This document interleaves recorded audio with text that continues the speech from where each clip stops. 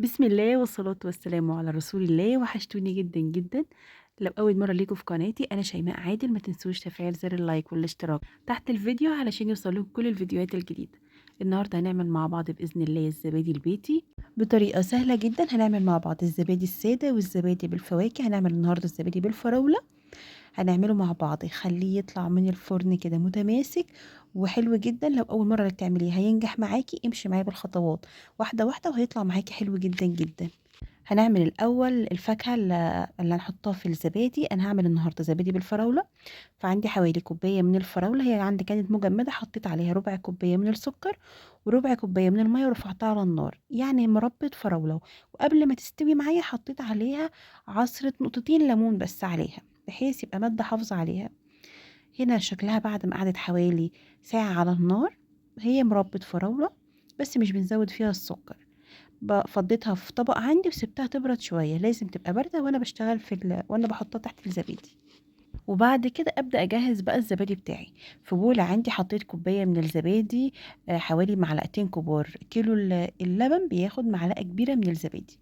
حطيت هنا الكوبايه بتاعتي، هي كوبايه صغيره، وحطيت عليها معلقه من السكر. وبدات اضربها بالمضرب كويس قوي. لازم تضربيها، ممكن تضربها في الخلاط او بالهاند بلندر. المهم ما يبقاش فيها حبيبات خالص، وتبقى ناعمه وكريميه جدا علشان الزبادي بتاعي ما يبقاش مخرز معايا. بدأت أضربه كويس قوي كده بالمضرب بتاعي لحد ما نعمت خالص. بعد كده معايا كان معايا حوالي كيلو ونص من اللبن، غلياه كويس قوي على النار. وبعد كده سيبته يبرد، بحيث ان تقدري تحطي صباعك فيه كده صباعك ما يتلسعش، يبقى دافي معايا. بعد ما خلطت الزبادي بمعلقه السكر، حطيت عليه كوبايه من اللبن اللي انا غالياه ومبرداه، وخلطتها كده معاها كويس قوي. وبعد كده هدلق كل الخليط ده على اللبن معايا، وبرضو اقلبه كويس جدا علشان الزبادي يتوزع كويس قوي في اللبن.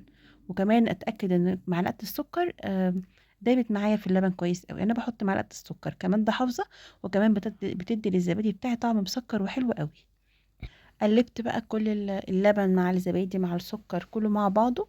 ويفضل طبعا تحطيه في حاجه بوز كده، بحيث تقدري تصبيه كويس قوي في الكوبايات بتاعتك او في البولات، ما نبهدلش الدنيا يعني.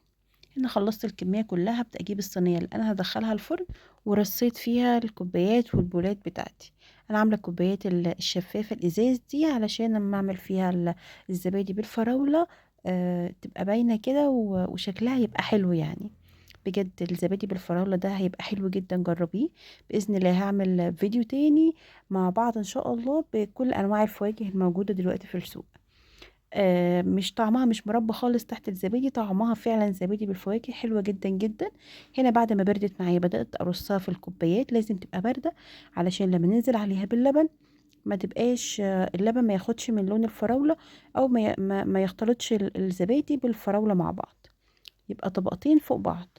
هنا خلصت الكمية حطيتها كلها، والباقي هحطه في بولة فخار. بعد كده هبدأ أنزل بالراحة بخليط اللبن اللي أنا موزعة فيه الزبادي.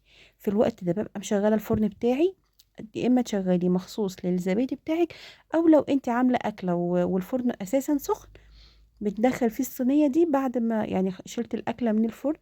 وبعد كده نروح مدخلين الصينية وطافين النار على طول، وسايبين الفرن، تفضلي قافلة عليه الفرن ما نفتحوش خالص. على الأقل بعد 4 ساعات يكون الزبادي بتاعنا اتماسك. يعني مهم جدا ان الفرن بتاعك يكون سخن جدا جدا. ما ينفعش مثلا تسخنيه 5 دقايق وبعد كده تطفيه وتدخلي فيه الزبادي بتاعك، لا يكون سخن، يعني ممكن تشغليه مش اقل من نص ساعة، يكون سخن جدا جدا جدا. وبعد كده تطفيه وتدخلي فيه الصينية. وكمان هنعمل خطوة مع بعض دلوقتي تضمن ان الفرن يفضل سخن فترة طويلة والزبادي جواه، وكمان الزبادي يبقى في بيئة دافية بحيث يتخمر بسرعة، وكمان ما يبقاش مشرش معانا، ويبقى متماسك جدا جدا. هنا خلصت الكمية كلها، نزلت بالزبادي بشويش جدا فوق الكوبايات بتاعتي، بحيث ما يعملش رغوة فوق كده. الرغوة دي بتبقى واضحة قوي في الزبادي، فاحنا مش عايزينها خالص. ونبدأ ننزل بكوبايتين من المية المغلية في قلب الصينية. والمية المغلية دي كمان بتضمن ان الزبادي يفضل فترة طويلة الجو اللي حواليه سخن. وغطيت الصينية بستريتش ريب، ممكن تغطيها بورق فويل، بفوطة، او لو هي ليها غطا الصينية يبقى حلو جدا جدا. وغطيتها كويس قوي، وكمان حطيت عليها فوطة ودخلتها الفرن بتاعي.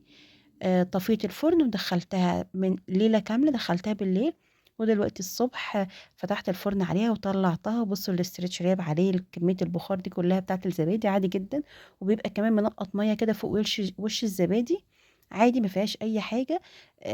هنا لسه انا لسه مطلعاها من الفرن، لسه كمان ما دخلتش التلاجة، ديت الميه اللي من الاسترتش راب. انما الزبادي بتاعي متماسك جدا جدا جدا. تمشي على الخطوات دي هيطلع معاكي زبادي ناجح وهيعجبك قوي قوي، وطعمه حلو ومسكر وطعمه حلو جدا جدا. ما شاء الله كمية اللبن بتعملك كمية زبادي محترمة. ممكن تصغري البولات بتاعتك تكبريها براحتك، على حسب انت بتحبي الزبادي ازاي. بنستخدمه في كل اكلاتنا، تتبيلاتنا، كل حاجه بيبقى موجود عندنا.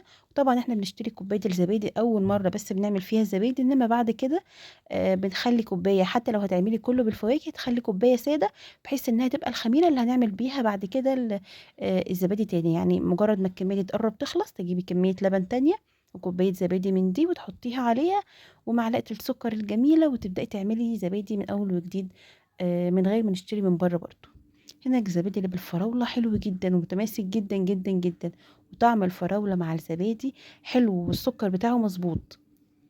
بصوا هنا البولات الصغيرة دي، وكمان كل ده كان لسه ما دخلش التلاجة كمان. يعني أنا كل ده بدوقه كده ولسه ما دخلش التلاجة معايا خالص. حلو جدا، يستاهل انك تجربيه. جربوه واكتبوا لي رأيكم في الكومنتات، والسلام عليكم ورحمة الله.